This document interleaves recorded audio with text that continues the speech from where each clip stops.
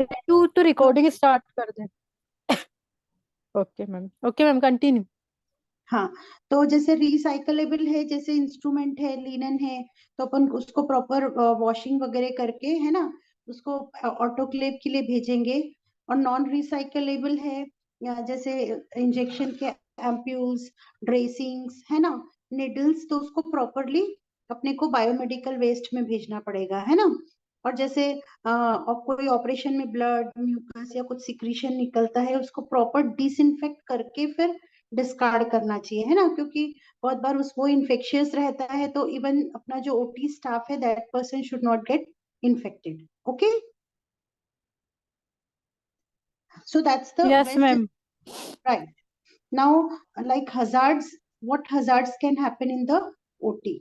तो दो तीन चीजें हैं। एक तो इलेक्ट्रिसिटी स्पार्क के कारण प्रॉब्लम हो सकता है, इसलिए जो ओटी में इलेक्ट्रिसिटी का कनेक्शन रहता है, वो पूरा spark proof, continuous, non fluctuating, और उसका अर्थिंग बराबर रहना चाहिए, है ना, क्योंकि ऑलरेडी ओटी में सब इन्फ्लेमेबल चीजें रहती है ना, ऑक्सीजन सिलेंडर्स, कुछ कुछ जैसे हम एनेस्थीसिया के इनहेलेशनल चीजें रहती है, वो भी इन्फ्लेमेबल रहती है ना। तो इसीलिए इलेक्ट्रिसिटी का, इवन जो जैसे कुछ चीज में अपन हीट यूज कर रहे हैं, है ना, कॉटरी और वो सब चीज, उसमें प्रॉपर सेफ्टी मेजर्स जरूरी है, क्योंकि there is every chance of getting things inflamed. यानी एनेस्थीसिया मशीन में भी जो लीक्स और वो सब चीजें, start of surgery, and we should be prepared for, like, even if it happens at early stage, we can detect and treat the fire hazards. Okay. Yes ma'am, जो आप अभी बता रहे हो हजार डिसेज के बारे में बता रहे हो, मतलब हजार के बारे में ही बता रहे हो, मतलब उसकी जो कैसे सेफ्टी करना है उसके मतलब हाँ, पॉइंट्स बता रहे नहीं, अभी हजार्ड्स क्या क्या चीज से हो सकते हैं, है ना, हो। यस मैम, उसके उसके मतलब लिए सिम्टम्स। सिम्टम्स से नहीं, देखो, मतलब हाँ। पहले तो मतलब हजार्ड्स किस किस चीज से हो सकते हैं, है ना। एक तो यस मैम। इलेक्ट्रिसिटी के कारण हो सकते हैं। दूसरा, जो एनेस्थेटिक गैसेस रहती है ना, वो इन्फ्लेमेबल रहती है। इवन जो लिक्विड रहता है, वो जो हम लोग इनहेलेशन के थ्रू देते हैं जनरल एनेस्थीसिया में, वो इन्फ्लेमेबल रहता है ना। तो ये चीजें हजार्ड कर सकती है, तो उसके लिए अपने को क्या प्रिकॉशन लेना है वैसे। तो उसके लिए अपन को इलेक्ट्रिसिटी कनेक्शंस प्रॉपर रहने चाहिए। पहले ही जो स्पार्क वगैरह जो है, शॉर्ट सर्किट, अर्थिंग, ये सब चीज प्रॉपरली ओटी के कंस्ट्रक्शन के टाइम पे और अदरवाइज भी पीरियोडिकली अपन ने चेक करते रहना चाहिए, है ना। क्योंकि एक बार चेक कर लिया तो हरदम वैसा ही रहेगा, ऐसा नहीं ना, बीच बीच में प्रॉब्लम्स आ सकते हैं। इसलिए before the start of surgery, the electrical connections and the safety has to be pre-checked, especially in the major surgeries. Okay.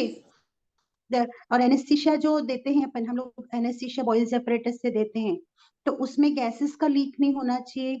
जो इनहेलेशनल एजेंट्स हेलोथेन वगैरह देते हैं, उसका लीक नहीं रहना चाहिए, क्योंकि वो लीक हुआ तो वो चांसेस रहते हैं, है ना। ठीक है, जो volatile inflammable gases and liquids. So, and like, and it, if even if the hazards happen, it should be detected at very early stage, so that we can take the preventive measure, है ना। ऐसा नहीं होना चाहिए कि OT में पूरे fire हो गया और बहुत सारे मेजर, पेशेंट की सेफ्टी इंपॉर्टेंट है, डॉक्टर की सेफ्टी इंपॉर्टेंट है, स्टाफ की सेफ्टी इंपॉर्टेंट है ना। Even hospital as such, like operation theatre तो हॉस्पिटल प्रेमाइसेस में है, तो उस सब चीज की सेफ्टी के लिए हमको पहले ही हर चीज चेक करनी है। And if it happens, it should be detected at very early stage, so that fire extinguish कर सकते हैं अपन, है ना।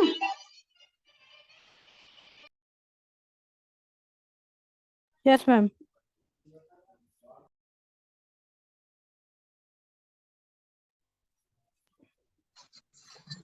और कुछ पूछना है किसी को? अभी और तो कोई डाउट there is नहीं है for something my like side. quality control in the operation theater. Like operation theater में तुम जैसे हर चीज की मार्केटिंग में क्वालिटी कंट्रोल रहता है, वैसे ऑपरेशन थिएटर में भी क्वालिटी कंट्रोल होना चाहिए। तो क्वालिटी कंट्रोल का क्या मतलब होता है कि जैसे हम लोग ऑपरेशन कर रहे हैं तो पेशेंट को उसका बेनिफिट होना चाहिए, है ना। दूसरा, हॉस्पिटल को भी फाइनेंशियल टर्म्स में बेनिफिट होना चाहिए, है ना। और there should not be any infection during the operation. उसके लिए अपने को पूरे असेप्टिक प्रिकॉशन, ओटी का फ्यूमिगेशन बराबर हो रहा है कि नहीं, जो ओटी में अपन लिनन यूज कर रहे हैं उसको ऑटोक्लेविंग हो रहा है कि नहीं इंस्ट्रूमेंट का, ये सब क्वालिटी कंट्रोल में आएगा। ठीक है, यस मैम। ओके। तो यही है कि हम लोग जैसे जितना खर्चा कर रहे हैं, है ना, ओटी के सब चीज मेंटेन करने में, एक मार्केटिंग एस्पेक्ट से सोचे तो अपन जो खर्चा कर रहे हैं, जो एक्सपेंडिचर आ रहा है, उसका अपने को रेवेन्यू बराबर कलेक्ट हो रहा है कि नहीं, है ना। नहीं तो फिर क्या मतलब ना, इन्हें हम बहुत ज्यादा खर्चा कर रहे हैं और उसमें से कुछ नहीं निकल रहा है, तो वो भी एक डिजायरेबल चीज नहीं है। So along with the safety of everything, there has to be some financial gain. So that is all about the operation theatre. So that is judged by the number of cases, major surgeries, है ना। और वो सब surgery के grades बनाए हुए A B C D, accordingly corporate में उसके पेमेंट्स रहते हैं। Okay, so here I conclude the OT unit 3. Thank you. Hello. Yes ma'am, yes ma'am. Ma'am आपका एंड हो गया क्या? हाँ हाँ, अच्छा हाँ, ये ऑपरेशन टेबल अ- डेथ का है ना। एक ऑपरेशन टेबल डेथ का ये है कि यूजुअली अपन 99% तो ऐसे प्री ऑप पेशेंट को चेक करते हैं, ड्यूरिंग सब चीज operation like safety measures use करते हैं कि will like patient will not die on the table. और some time like if we take very sick patient for the surgery, तो हम लोग death on table informed consent लेते हैं, क्योंकि यदि पेशेंट को 0.01% चांस है कि अपन ऑपरेशन करने से फायदा हो सकता है तो हम लोग चांस देते हैं, but with the consent of the relative. और वो यदि in case for any reason if the patient dies in the operation theatre, तो उसमें ऐसा है कि पहले तो रिलेटिव को इन्फॉर्म करो, फिर हॉस्पिटल के मेडिकल सुपरिटेंडेंट और जो भी इंचार्ज है उनको इन्फॉर्म करो, और जो पूरा तुमने प्रोसीजर किया है right from starting till resuscitation and everything, it should be properly recorded and notified. And जो जब एक बार एमएलसी हो जाता है उसके बाद ही ओटी को क्लीन करके डिसइंफेक्ट करके we can take the another case, otherwise it will not be taken. और वो सब उसका डेथ ऑडिट होता है।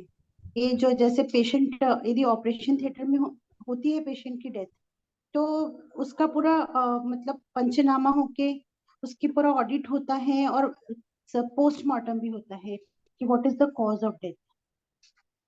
So, but it happens very rarely. ठीक है, this is one of the things that happens. Okay, मेरा हो गया अभी Mansi. Mansi, okay ma'am, okay. Atul, Atul क्या मैं रिकॉर्डिंग स्टॉप कर दे अभी? Okay, it was a nice lecture, ma'am. thank you. Now Atul will start. Yes. Yes ma'am, एक मिनट। और रितु थोड़ा सा स्क्रीन प्रेजेंट करेगी। रितु तेरे को मैंने जो पहुंचाई थी ना, उसकी स्क्रीन शेयर कर दे। शेयर का ना करती हूँ, रुको।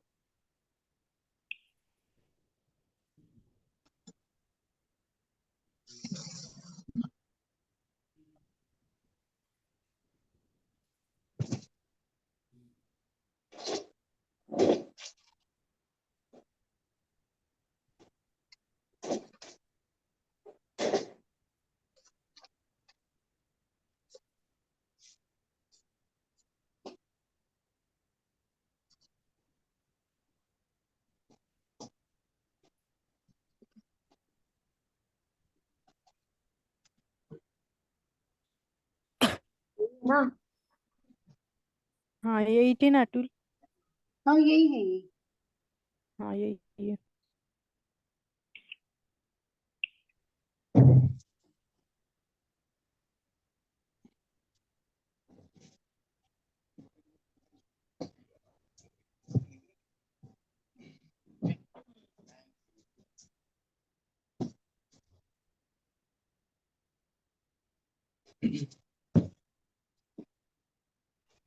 Okay,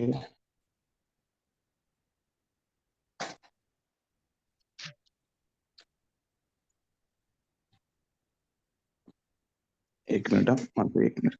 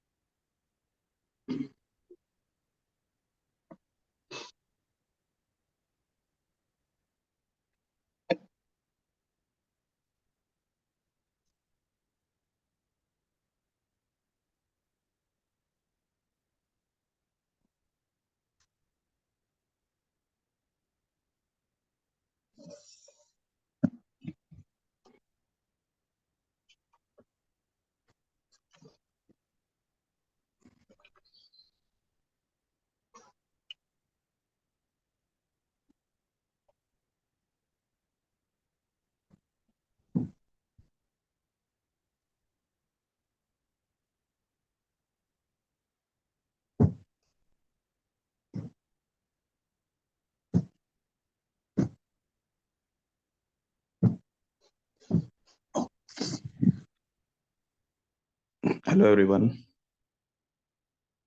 hello. हाँ, Yes, hello, hello. Rival. Yes, we are present. आज हम लोग आईसीयू के बारे में बात करेंगे। It's intensive care unit. Generally अभी हम लोग मोस्टली कुछ लोग हॉस्पिटल में काम कर रहे होंगे, उनको पता है आईसीयू क्या चीज़ है, क्या होता है आईसीयू। बट जो हॉस्पिटल में काम नहीं कर रहे, उनके लिए हॉस्पिटल के बारे में जानना या फिर आईसीयू के बारे में जानना थोड़ा मुश्किल होता है। तो आईसीयू के बारे में छोटा इंट्रोडक्शन है just. ICU is highly specified and sophisticated area of the hospital, which is specifically designed, staffed, located, furnished, and equipped with a dedicated to management of critical sick patient, injuries or complications. Generally, ICU किन लोगों के लिए होता है, क्या है, ये चीज है। आवाज आ रही मेरी? हाँ, yes. So ICU is for the critically sick patient, and there are different type of ICUs, like medical ICU, surgical ICU, and with increasing automobile accidents, there is trauma care unit also. So that is also under the ICU. Okay, now explain further. आगे बढ़ो. Yes. It's okay. The second slide. Mansi, इधर second slide लेना. Ritu. Sorry, ऋतु के पास है.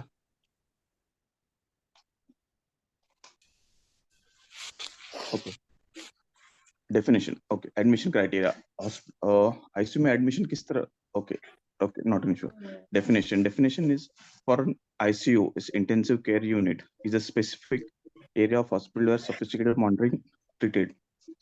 It's a ICU were developed to concentrate three critical components: the seriously sick patients, highly skilled staff with knowledge and experience to treat the patient, and use equipments for better result at reduced cost. इसका मतलब क्या होता है कि ICU तीन चीजों पे ज्यादा फोकस कर रहा है। क्रिटिकल कंपोनेंट्स होते हैं, एक सिक पेशेंट्स, सीरियसली सिक पेशेंट, दूसरे हाईली स्किल्ड स्टाफ। क्या होता है, हर हॉस्पिटल में नॉर्मली ये स्टाफ नहीं होता हाईली स्किल्ड स्टाफ, जैसे एनएम या फिर जीएनएम के सिस्टर्स, हाईली ट्रेन्ड स्टाफ। तो वहाँ पे हम लोग ट्रेन्ड स्टाफ जो मिलता है। I और think even mute everyone. Mute everyone. Aruna mute कर दो अपना माइक, आप कुछ बोल नहीं रहे हो तो बैकग्राउंड साउंड आ रहा है। और अन्य इक्विपमेंट्स भी वहाँ पे आईसीयू में सबसे ज्यादा एडवांस होते हैं। क्या होता है, अगर सीरियस पेशेंट आ जाए और वहाँ पे हम लोग के पास इक्विपमेंट्स ना हो या फिर कोई इक्विपमेंट्स अंडर मेंटेनेंस हो या वर्किंग ना कर रहा हो, तो पेशेंट को हम लोग बचाएंगे कैसे? इसके कारण एक हाईली ट्रेन स्टाफ होता है और इक्विपमेंट्स भी वहाँ पे एक बेटर क्वालिटी के होते हैं। नेक्स्ट इस पे करो, स्लाइड पे करो ऋतु।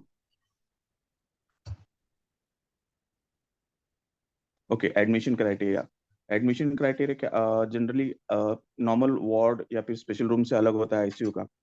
आईसीयू का जनरल क्राइटेरिया क्या है एडमिशन का? Selection for one of the objective of ICU is to decide which type of patient should be treated. The selection of patient appropriate for intensive care not only depends upon medical and organizational factors but also on financial, legal, ethical, moral, and societal value. Life would have been much simpler if we believed that we could characterize patient as too well, too sick, and just right for in the connection. अब patients के classification वहां पे ये है दिए है. Patient expected to survive, patients potential recover, a good chance of recovery, patient has having uncertain prognosis, not likely to survive whatever is done, patient in which death is apparently imminent. मतलब वहां पे patient कौन से admission दिए जाते हैं patient को जो एक्सपेक्टेड कि भाई वो बच जाएगा, ज्यादा सीरियस ना हो, ऐसे पेशेंट. ओके, अब नेक्स्ट स्लाइड पे हम लोग जाते हैं. ऋतु, ओके. टाइप्स ऑफ आईसीयू में कौन से पेशेंट, किस प्रकार के पेशेंट आ जाते हैं, स्पेशलिटीज क्या होती है या सुपर स्पेशलिटी, जैसे कार्डियक पेशेंट, कार्डियक केयर के पेशेंट होते हैं, post operative operative patient, patient का कोई भी ऑपरेशन हुआ हो तो उसके बाद उसको आईसीयू में ट्रांसफर करते हैं. इवन न्यूरोलॉजिकल हो, neurotrauma, pulmonology, obstetrical, न्यूरोनेटल, paediatric, infectious, ये अलग अलग टाइप्स है पेशेंट्स के कि किस प्रकार के पेशेंट आईसीयू में एडमिट होते हैं. ऋतु नेक्स्ट स्लाइड कर दो. Okay, planning and consultation. Location, ICU कहाँ पे सिचुएटेड होना चाहिए हॉस्पिटल के अंदर. आईसीयू ऐसा ना हो कि आईसीयू फर्स्ट फ्लोर पे हो, हॉस्पिटल का 2-3 इसका फ्लोर्स का हो तो आईसीयू सब पे टॉप पे, ऐसे नहीं होता. आईसीयू का भी एक स्पेशल लोकेशन होता है जो एक्सेसिबल हो, कैजुअलिटी के नजदीक हो. पेशेंट अगर इमरजेंसी आ जाता है, एक्सीडेंट केस हो या कुछ भी हो, तो इजीली एक्सेसिबल हो, मूवेबल हो, जहाँ पे ICU should be easily accessible from operation theater, casualty, the imaging department, and laboratory should be within a way reach. Still, they should be away from main traffic of hospital. क्या होता है, operation theatre के बाजू में ICU हो, casualty के बाजू में आईसीयू, ऐसा आईसीयू के लिए एक्सेस होना चाहिए. इवन वहां पे आजू बाजू में ट्रैफिक ना हो, जैसे कि कोई पेशेंट बार बार ओपीडी चल रही हो या कुछ और दूसरे कोई वार्ड हो, ऐसी जगह पे ना हो ICU. ऐसा होता है. Nowadays, there is a trend constructing a circular type of ICU on upper floors of which operation theaters are housed. Ground floor can be occupied by casualties. The space required is 50 square meters per bed. Patient services. Patient के bed के आजू बाजू में 50 square metres का area होना चाहिए, movable. अगर कुछ हो जाता है, इक्विपमेंट्स रखने के लिए वगैरह सब कुछ, मूव होने के लिए, पेशेंट हो, रिलेटिव्स हो या फिर डॉक्टर्स हो, नर्सेस, सब आजू बाजू में मूव होने चाहिए. इस हिसाब से उसको एरिया ये किया हुआ है. एक मिनट, पापा बाला फोन करना. मानसी एक मिनट, ओके. एक मिनट. हेलो,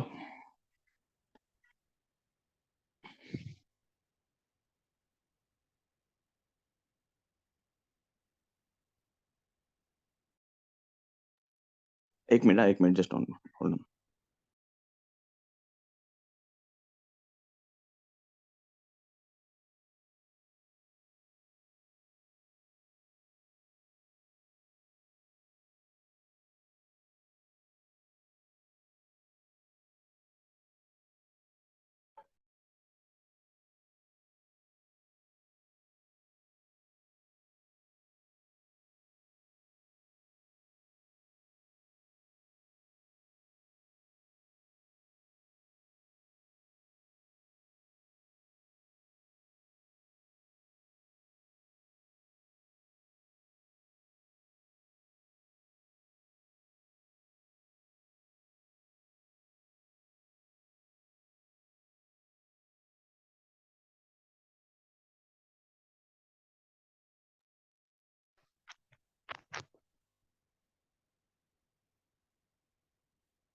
यूट्यूब रिकॉर्डिंग क्यों कर रही, जब तक रोक दे.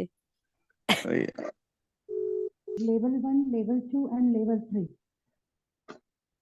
ओके, तो first level is like basic ICU रहेगा, उसमें जो मल्टीपैरा मॉनिटरिंग नहीं लग और रही, नॉन बोलो। इन्वेजिव थिंग्स करंट बढ़ रहेंगे, गई है ना, एकदम से, रात में से लग रहा है कुछ घुसा जा रहा है, बाप रे। और कुछ शॉर्ट टर्म वेंटिलेटर मतलब नॉन इन्वेजिव वेंटिलेटर, बेसिक चीजें रहेंगी। लेवल 2 में सुपर स्पेशलिटी रहेंगी, जैसे कार्डियोलॉजी, न्यूरोट्रॉमा, उसमें मतलब in that hospital along with the basic facility for CT scan and cardiac patient है तो उसके लिए ABG, electrolyte and things necessary for prolong ventilation it will be present there. और level 3 ICU जो रहता है उसमें along with the super speciality facility कुछ हम प्रोसीजर्स भी कर सकते हैं रिलेटेड टू द लाइक, जैसे कार्डियक पेशेंट है तो उसमें पेस मेकिंग कर सकते हैं, न्यूरो पेशेंट है उसमें कुछ जो ड्रेन में डालना रहता है, या जैसे न्यूमोथोरैक्स का पेशेंट है उसमें जो आईसीडी ड्रेन डालना पड़ता है, तो वो सब इन्वेजिव प्रोसीजर भी कर सकते हैं, that is level 3 ICU. Okay, so these are the 3 type of ICU depending upon the level of facility available.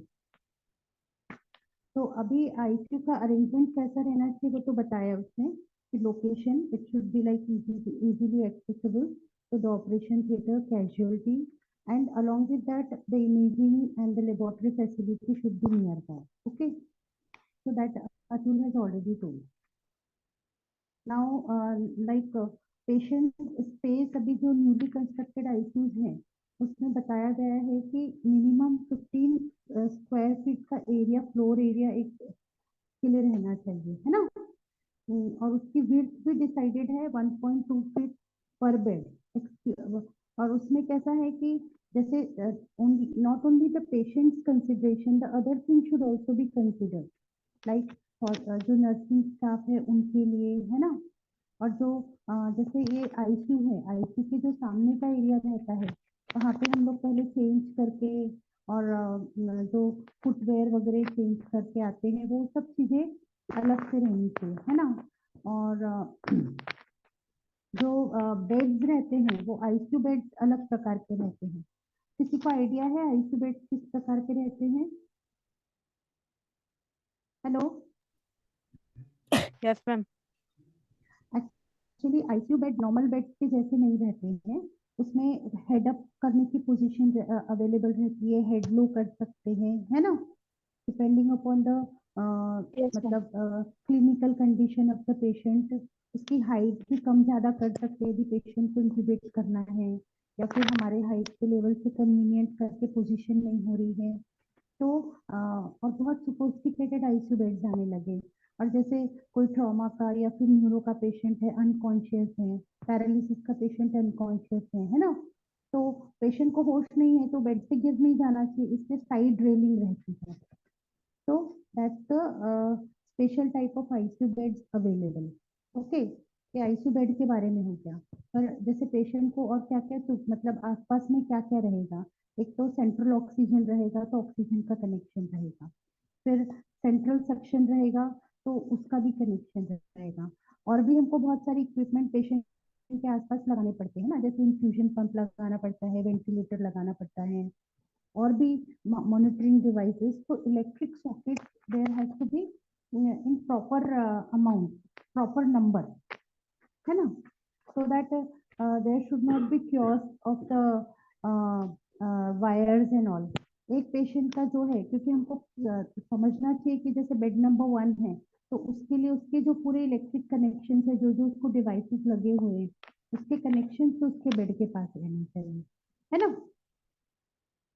so that's the thing should be available bedside near the bed of that particular patient।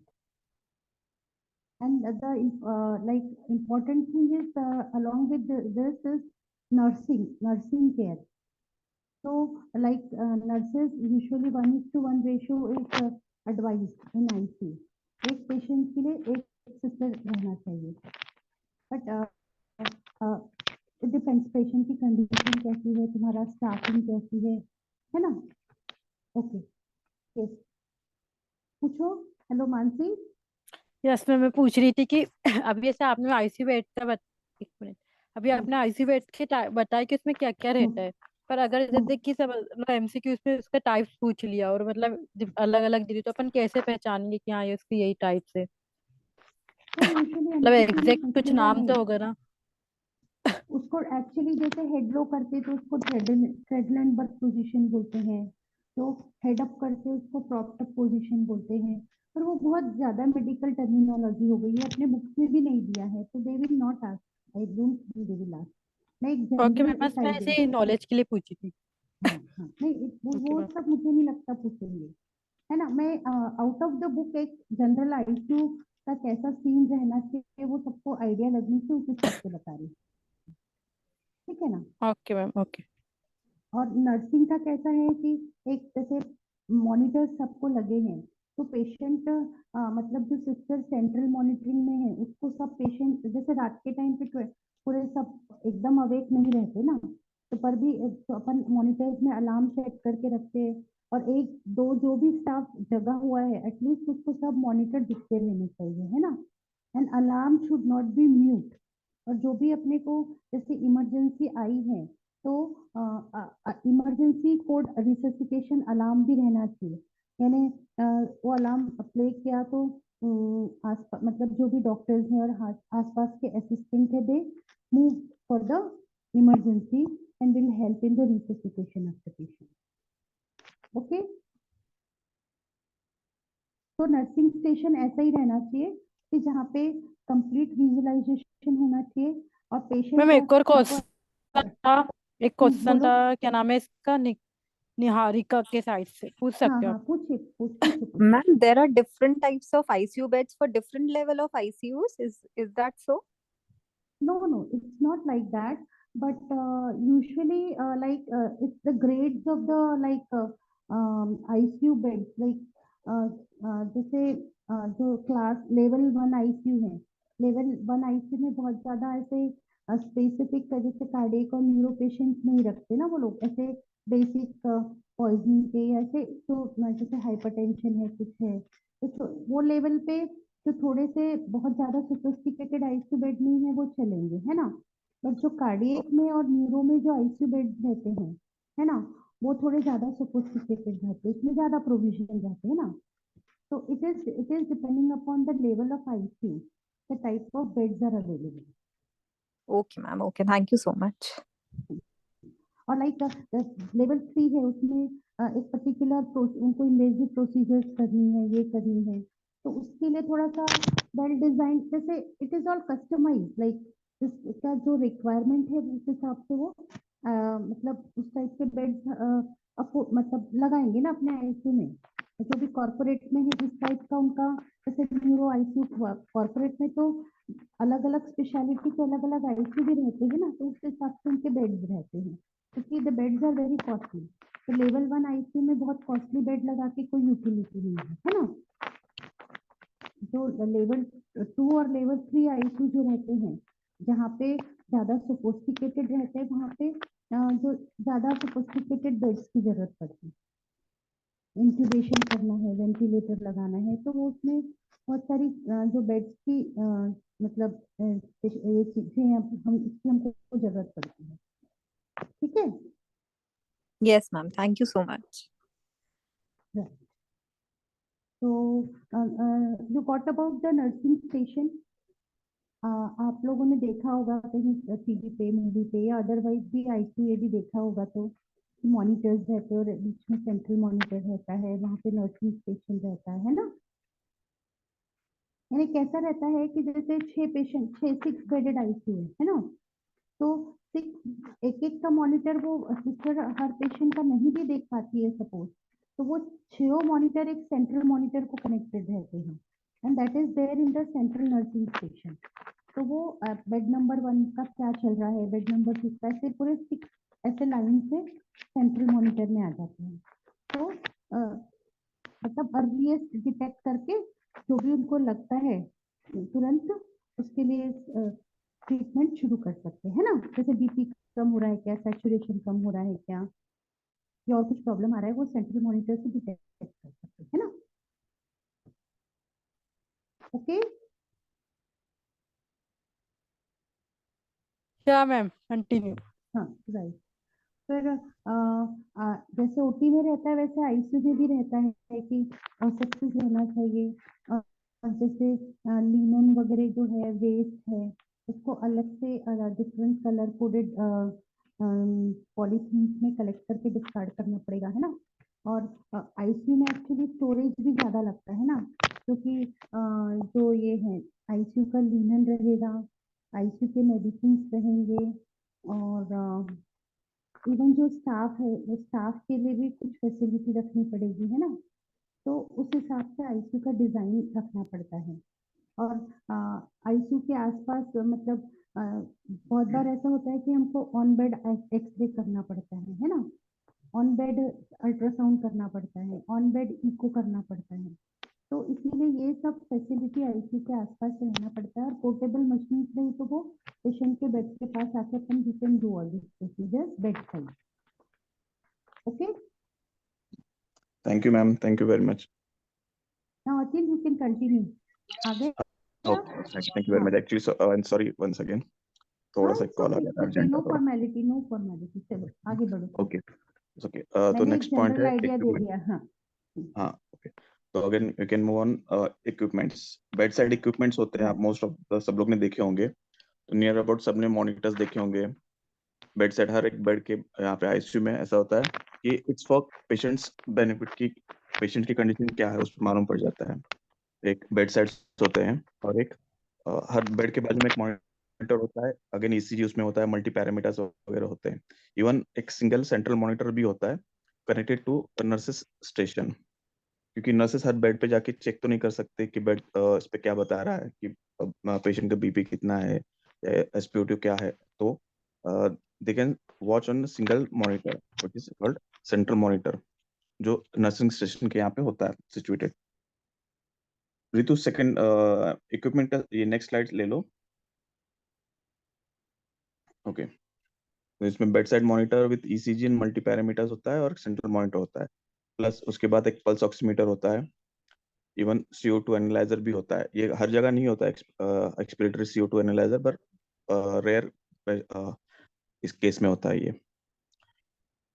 उसके बाद glucometer, respiratory support equipments भी होते हैं। अब respiratory support equipments में क्या क्या आता है? वेंटिलेटर, एक हर एक हॉस्पिटल में एक या दो होते हैं जनरली। जो अतुल, हाँ जो एक्सपिरेटरी CO2 एनालाइजर और जो इंट्रावेस्कुलर प्रेशर मॉनिटरिंग जो दिखा है ना, वो हाँ यूजुअली लेवल 2 और लेवल 3 आईसीयू में रहता है, जहाँ पे कार्डियक सर्जरी होती है ना। जैसे ओके कार्डियक सर्जरी होती है या जो न्यूरो के पेशेंट्स रहते हैं, वहाँ पे ये सब दो this two things are required.